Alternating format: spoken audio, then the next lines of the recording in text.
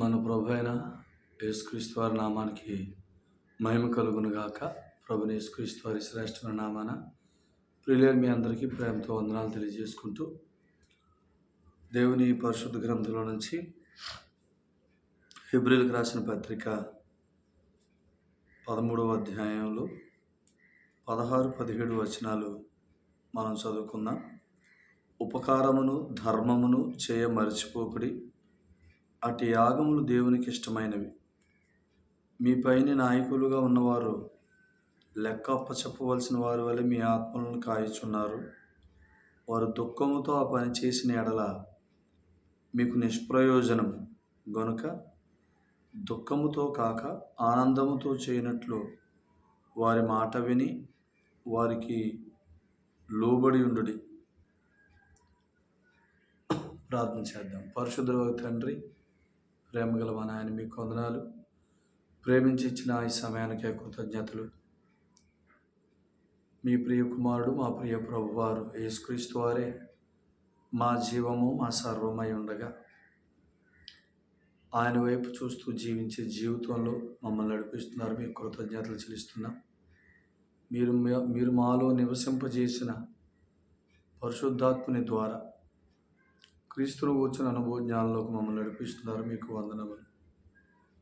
ఈ దినం కూడా మా ప్రియ ప్రభువుని బట్టి మేము ఆనందంతో సాగిపోవటానికి నాయన క్రీస్తులో ఉన్న జీవాన్ని గురించి మాకు తెలియచేయమని, వాగ్దానాలను స్వతంత్రించుకున్న వారి వల్ల మమ్మల్ని ఉంచమని యేసుక్రీస్తు ప్రభు పేరట మీ ఆత్మ సహాయం అనుగ్రహించమని ప్రార్థిస్తున్నాం తండ్రి. ఆమెన్. ప్రభునందు ప్రియులారా, మరొకసారి ప్రభువైన యేసుక్రీస్తు వారి పేరట మీకు ప్రేమతో వందనాలు తెలియజేసుకుంటూ, ఈ హెబ్రీయులకు రాసిన పత్రిక 13వ అధ్యాయంలో చాలా వచనాలు మనం విన్నాం. ఈ 16-17 వచనాలని ఉపకారమును ధర్మమును చేయ మర్చిపోకుడి, అట్టి యాగములు దేవునికి ఇష్టమైనవి అని చెప్పి, వెంటనే మీ పైన నాయకులుగా ఉన్నవారు లెక్క అప్పచెప్పవలసిన వారి వలె మీ ఆత్మలను కాయిచున్నారు. వారు దుఃఖంతో పనిచేసిన ఎడల మీకు నిష్ప్రయోజనము కనుక దుఃఖముతో కాక ఆనందంతో చేయనట్లు వారి మాట విని వారికి లోబడి ఉండండి అని చెప్పాడు. మీ పైన నాయకులు అనంటే సేవకులు అనుకోండి. సేవకులు లెక్క అప్పచెప్పవలసిన వారు, సంఘం విషయంలో. ఎందుకంటే ప్రకటన గ్రంథంలో 2-3 అధ్యాయాలలో సంఘములతో ప్రభు మాట్లాడుతూ ఎఫెసులో ఉన్న సంఘపు దూతకు, స్మరణలో ఉన్న సంఘపు దూతకు అని మాట్లాడుతూ ఉన్నాడు అనమాట. సో ఆ వర్తమానాలు ప్రకటన గ్రంథంలో సంఘాలకు ఆయన ఇవ్వాలనుకున్న ఆ హెచ్చరిక, ఆ వర్తమానాలన్నీ కూడా బాధ్యత కలిగిన వారిని అడ్రస్ చేస్తూ చెప్పాడు. ఎఫెసులో ఉన్న సంఘపు దూతకు, స్మరణలో ఉన్న సంఘపు దూతకు, పెర్గములో ఉన్న సంఘపు దూతకు, తూయితేరలో ఉన్న సంఘపు దూతకు, ఇలాగన. అంటే ఆ సంఘపు దూత అంటే ఎవరంటే సంఘానికి సేవకుడు లేదా నాయకుడు అని. ఎందుకంటే నాయకుడు లెక్కప్ప చెప్పవలసిన వాడు. కాబట్టి మనం వారికి లోబడాలా, వారితో కలిసి పనిచేయాలా, వారితో మనం సంభాషించాలా, మన అవసరతలు, మన విషయాలు వారితో పంచుకోవాలా. ఎందుకంటే సేవకుడు ఎవరు అనంటే నమ్మకమైన గృహ నిర్వాహకుడని చెప్పాడు. కొరింథీయులకు రాసిన 2వ పత్రిక 6వ అధ్యాయంలో, కొరింథీయులకు రాసిన 2వ పత్రిక 6వ అధ్యాయంలో ఒక వచనం మనం చదివితే,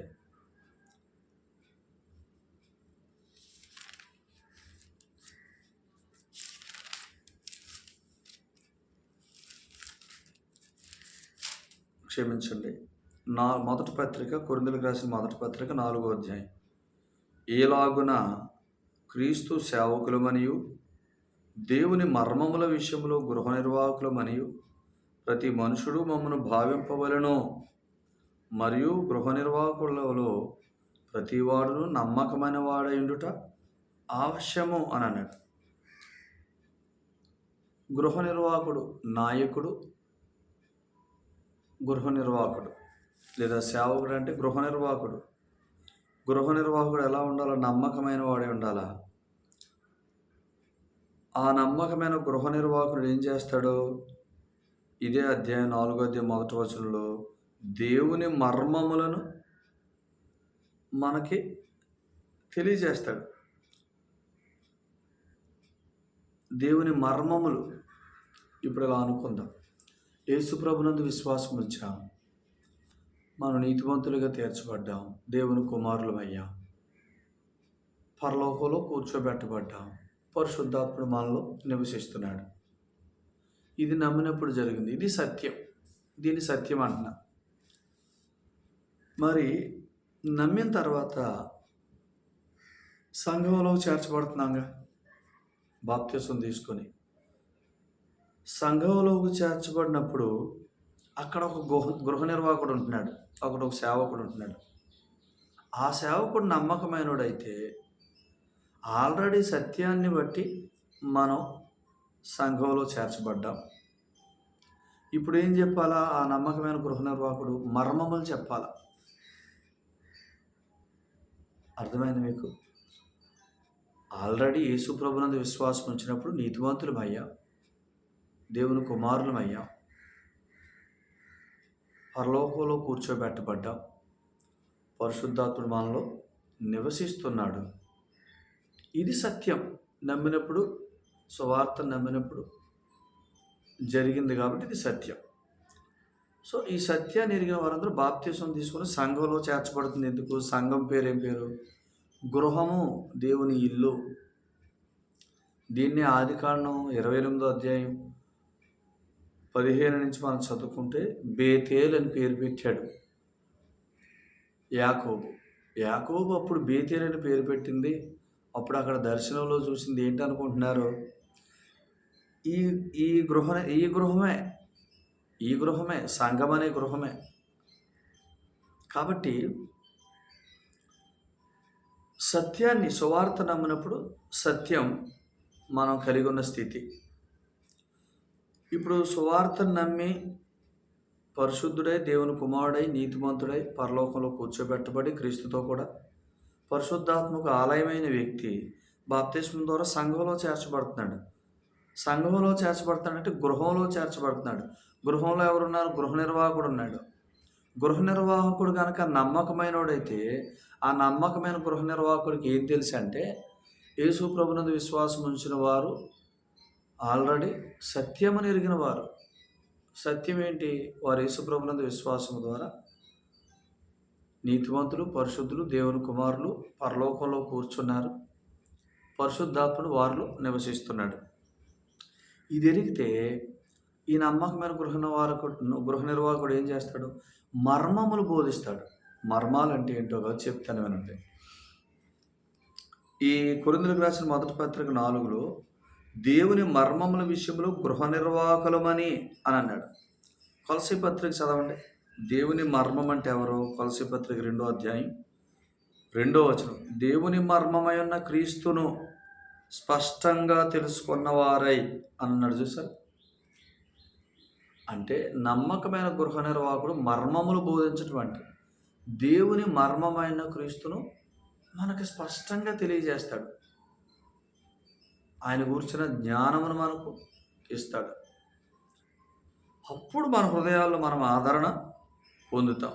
దేవుని మర్మమైన క్రీస్తును స్పష్టంగా తెలుసుకున్న వారే తమ హృదయములలో ఆదరణ పొందవలనని వారందరి కొరకు పోరాడుచున్నాను అని అన్నాడు ఇక్కడ 2వ అధ్యాయం 2 కొలసీ పత్రిక. సో దేవుని మర్మములు అని అంటే ఏంటి? క్రీస్తును ఎరుగుట. చదవండి ఇక్కడే కొలసీ పత్రిక 2:9.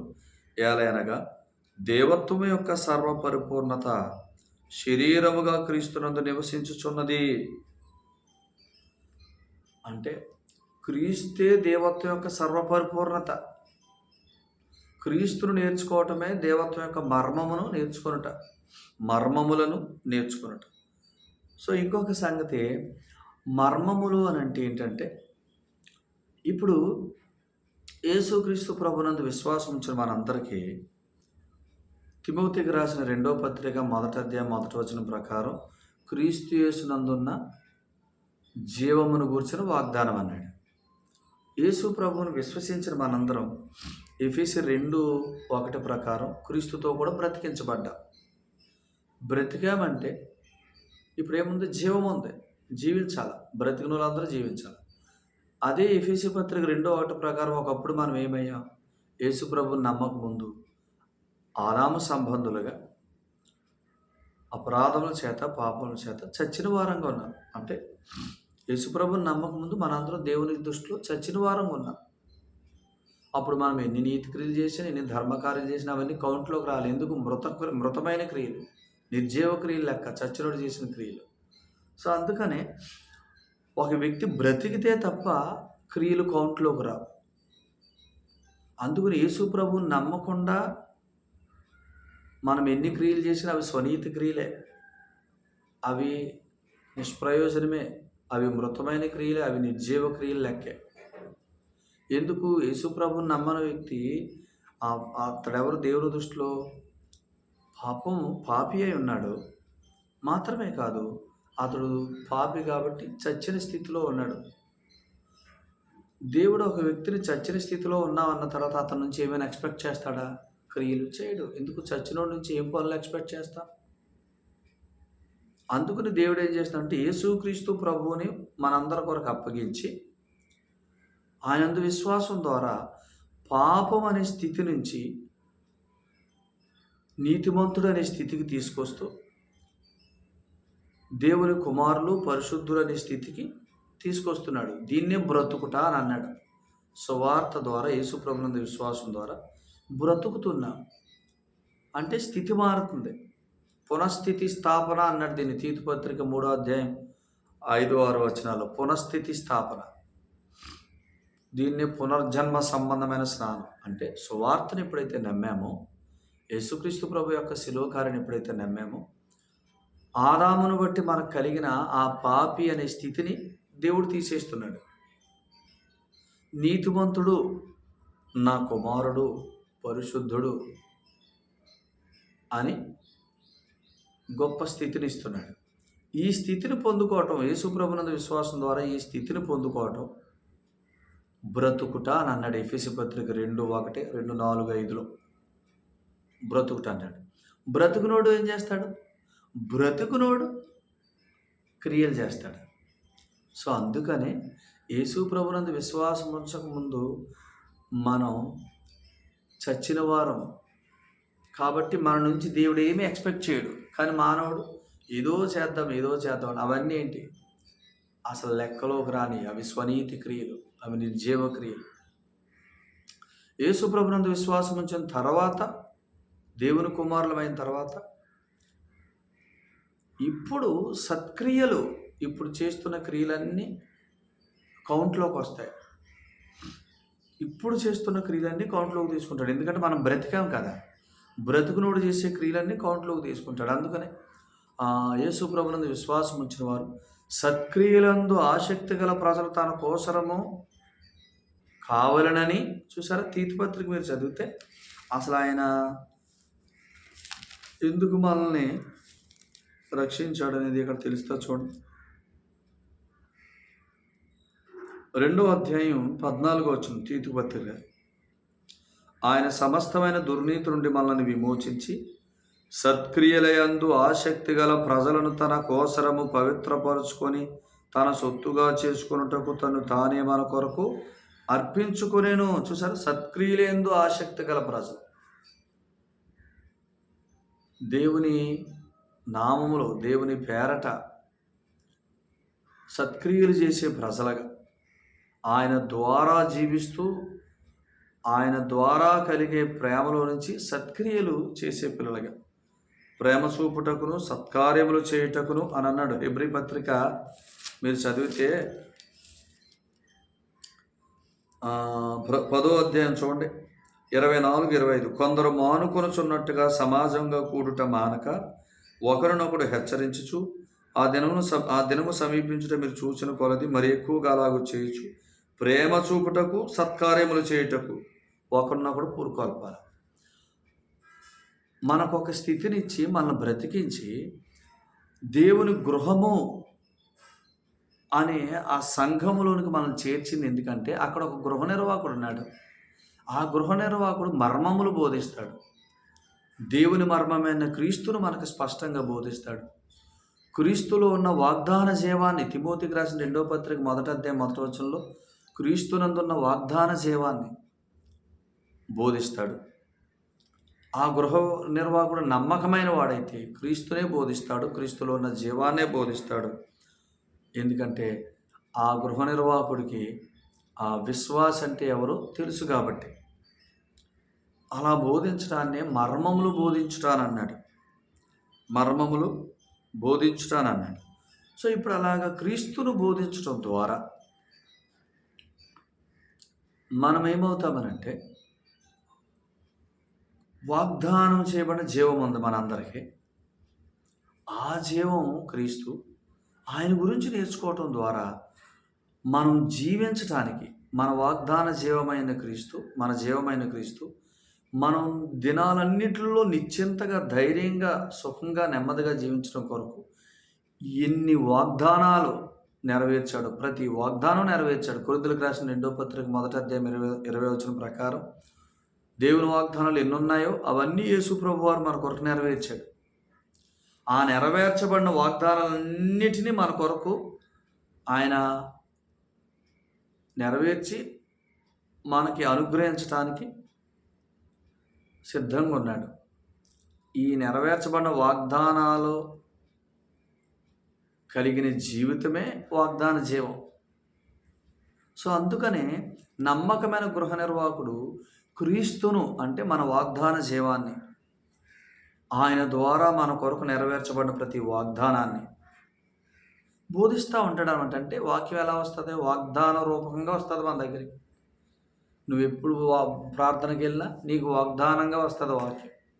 వాగ్దానంగా వచ్చే వాక్యం ఏం చేస్తుంది? ఆదరణ కలిగిస్తుంది. దుఃఖాన్ని పుట్టించదు, ఆదరణ కలిగిస్తుంది, సంతోషాన్ని కలిగిస్తుంది, నిరీక్షణ కలిగిస్తుంది. ఇక ముందుకి ప్రభు మీద ఆధారపడితే ఆ వాగ్దానాన్ని బట్టి ముందుకు సాగే భాగ్యం ఇస్తుంది. ఇప్పుడు అబ్రహాము, శారాలు వాగ్దానం వారి దగ్గర ఉంది. వాగ్దానాన్ని బట్టి వారు బలం పొందారు. ఎందుకని? వాగ్దానానికి వేరుగా ఆలోచిస్తే నువ్వు ముసలిదానివి, నేను ముసలోడిని, నువ్వు మృతతుల్యమైన దానివి, నేను మృతతుల్యమైన వాడిని, మనకు పిల్లలు పుట్టడం సాధ్యమా అని అనుకున్నారు. కానీ వాగ్దానం చేసిన వాడు నమ్మదగిన వాడు అని ఆ వాగ్దానాన్ని పట్టుకున్నప్పుడు వారు బలం పొందారు. అంటే వాగ్దానాలు మనల్ని బలపరుస్తాయి, వాగ్దానాలు మనల్ని ధైర్యపరుస్తాయి, వాగ్దానాలు మనల్ని నిరీక్షణలోనికి నడిపిస్తాయి, వాగ్దానాలు మనల్ని ప్రభు వైపు చూసేలాగా చేస్తాయి. అంటే నమ్మకమైన గృహ నిర్వాహకుడు అంటే మనల్ని ప్రభు వైపు చూపించేవాడు. సో అతడు ఇక్కడ మీరు చదివితే అతడు అలాగ ప్రభువు గురించి బోధిస్తున్నప్పుడు ఎఫెసీ పత్రిక 3వ అధ్యాయం 18, 19, 20 వచనాల ప్రకారం జ్ఞానానికి మించిన క్రీస్తు ప్రేమను మనం తెలుసుకుంటా ఉంటాం. దాని పొడవు, దాని వెడల్పు, దాని లోతు, ఎత్తు తెలుసుకుంటా ఉంటాం. ఈ తెలుసుకుంటుంటున్న క్రమంలో దేవుని ప్రేమ మనలో సాధకం చేయబడుతూ ఉంటుంది. దేవుని ప్రేమ మనం అనుభవిస్తూ ఆ ప్రేమను బట్టి మనం తెలియకుండానే ప్రేమించడం జరుగుతుంది.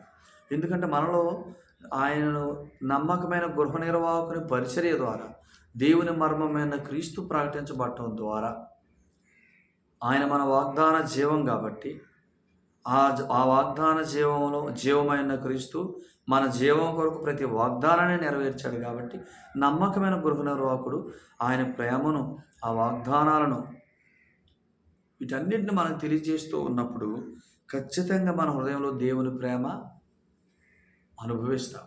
ఆ ప్రేమను బట్టి ఇక్కడ అన్నాడు చూసాడు, ప్రేమ చూపుటకును, సత్కార్యములు చేయుటకును ఒకరినొకడు పురుకొల్పవాలని ఆలోచిస్తాం. ఆ ప్రేమను బట్టి సత్క్రియలు మనం చేస్తాం. సత్క్రియలు చెయ్యాలి కాబట్టి చెయ్యం, చేస్తే మంచిది కాబట్టి చెయ్యం, మన దగ్గర ఉంది కాబట్టి చెయ్యం. ఆ రకంగా జరగవు మన దగ్గర సత్కార్యాలు. ప్రభు యొక్క ప్రేమ మనం ఎంత నేర్చుకుంటున్నామో ఆ మోతాదులో మనలో నుంచి ఆ కార్యం జరుగుతూ ఉంటాయి.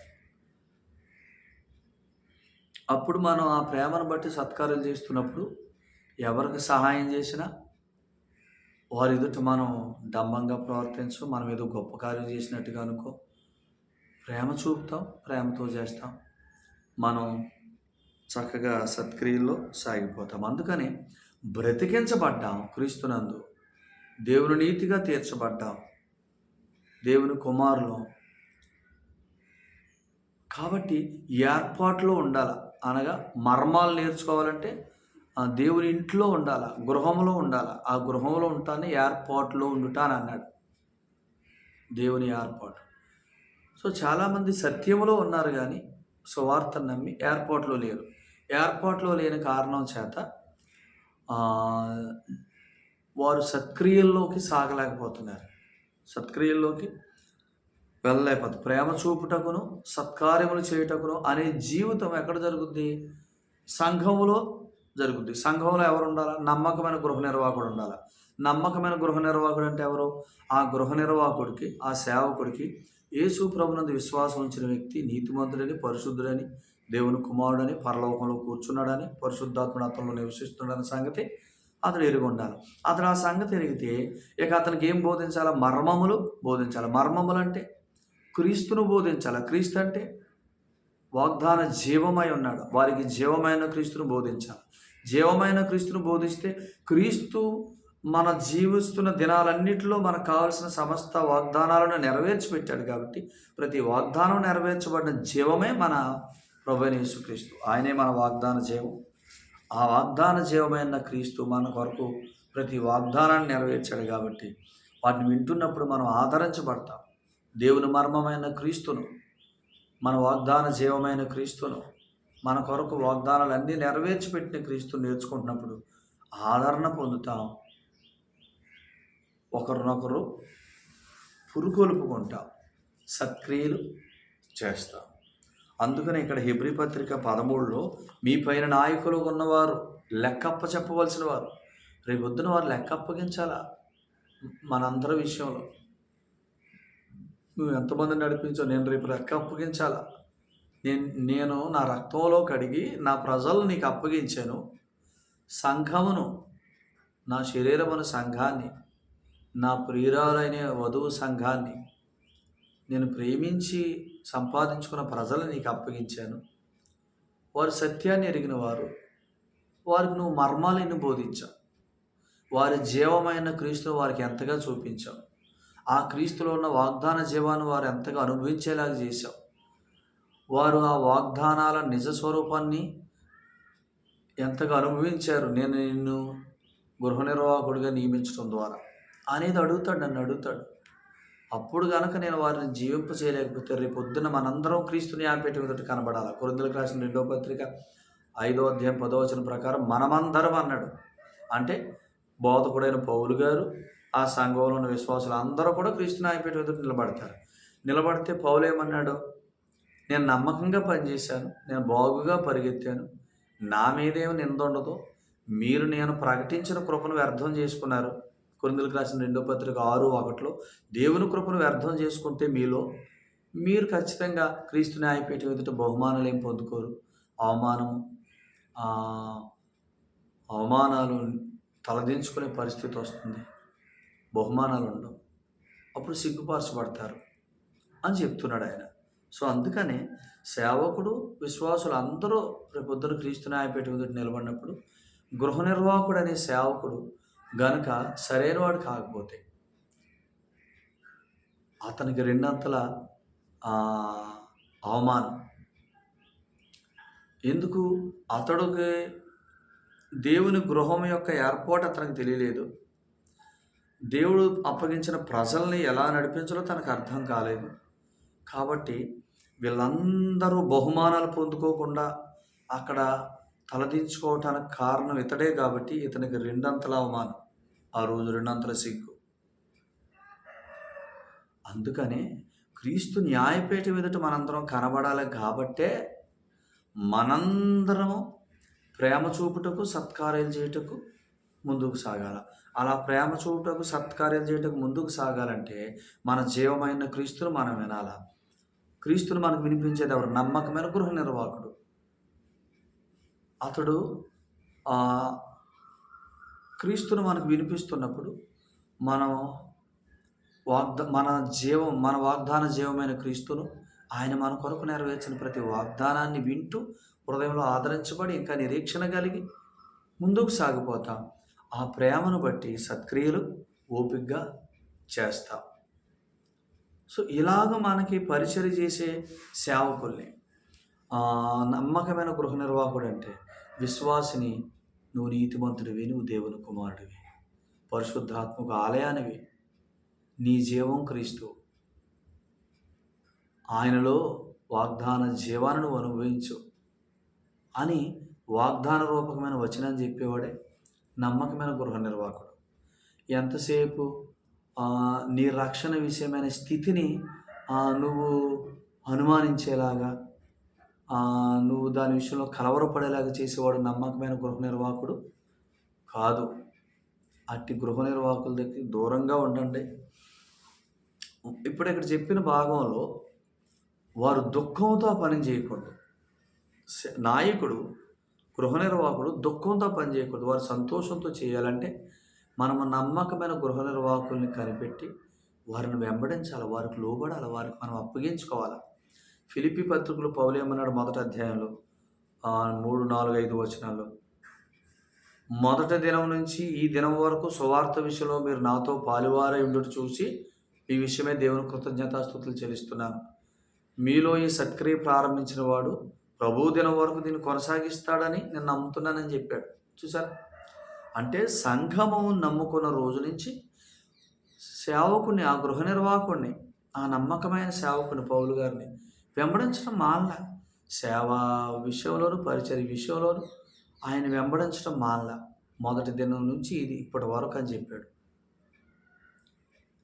తెస్సలోనిక వారు ప్రతిరోజు వాక్యాన్ని వింటాం మానలా. 2వ అధ్యాయం 12, 13 వచనాలు తెస్సలోనికి రాసిన మొదటి పత్రిక.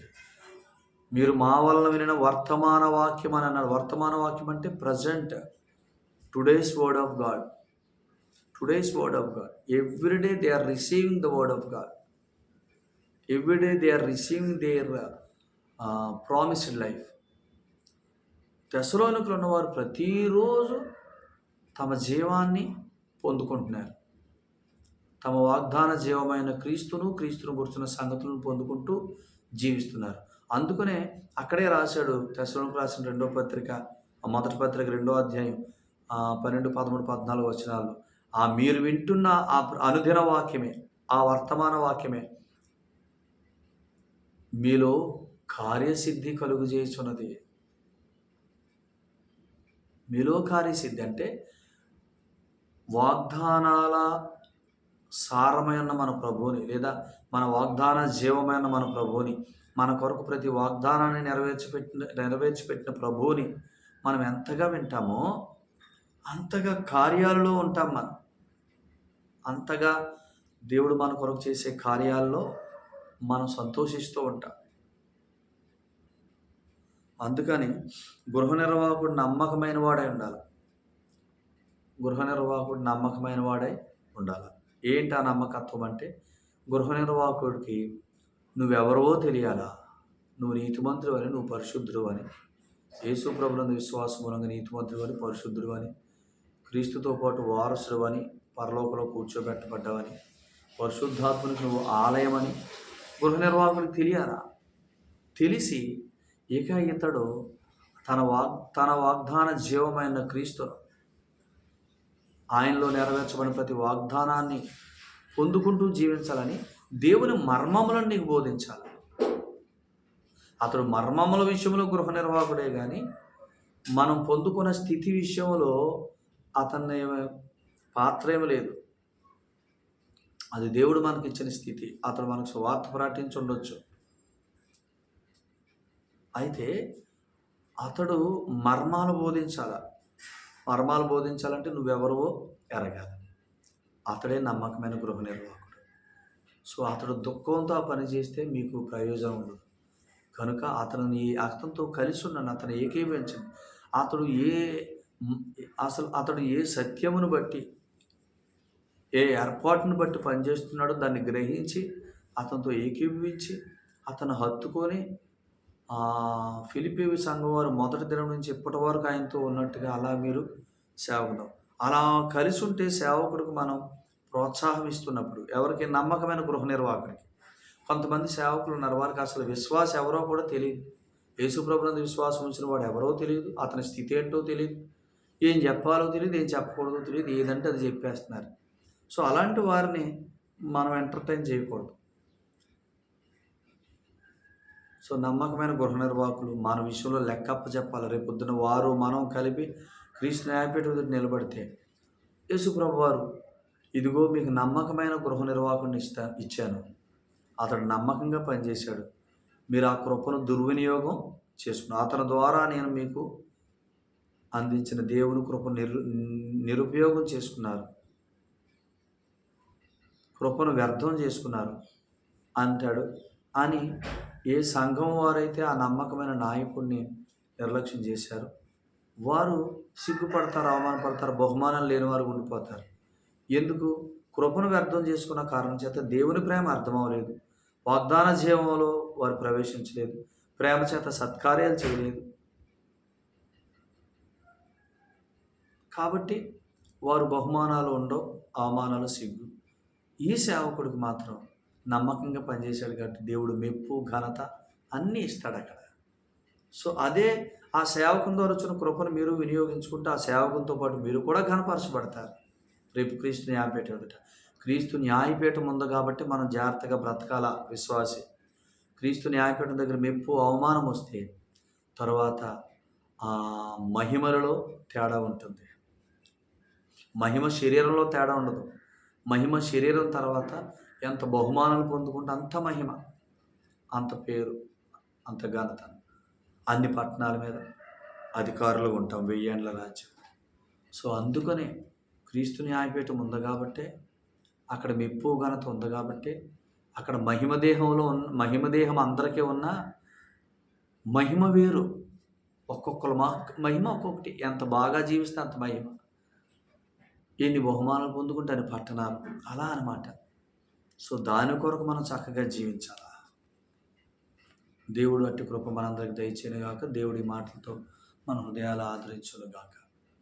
పరిశుద్ధుల తండ్రి, ప్రేమగల దేవుడు మీకు వందనాలు. ఈ సందేశాన్ని దీవించి ప్రియులందరికీ అర్థమవునట్లుగా చేయమని నాయన సందేశం ద్వారా సత్యాన్ని గ్రహించి నాయన దేవుని కుమారులు, నీతిమంతులు, పరిశుద్ధులు క్రీస్తు న్యాయపీఠం ఉన్నది కాబట్టి అక్కడ మెప్పు ఘనత, జీవించిన దానికి ఎంత జీవిస్తే అంత గొప్ప మహిమ అక్కడ ఉంది కాబట్టి అన్ని పట్టణాలు మీద అధికారులు ఉంటాం కాబట్టి జీవిస్తున్న దినాలన్నిటిలో నాయన నమ్మకమైన గృహ నిర్వాహకులను వెంబడిస్తూ జీవించడానికి నాయన మీ కృపను అనుగ్రహించమని, వారిని వారి కుటుంబాన్ని బాగా దీవించమని యేసుప్రభు వారి మీద ప్రార్థన చేస్తున్నాం తండ్రి.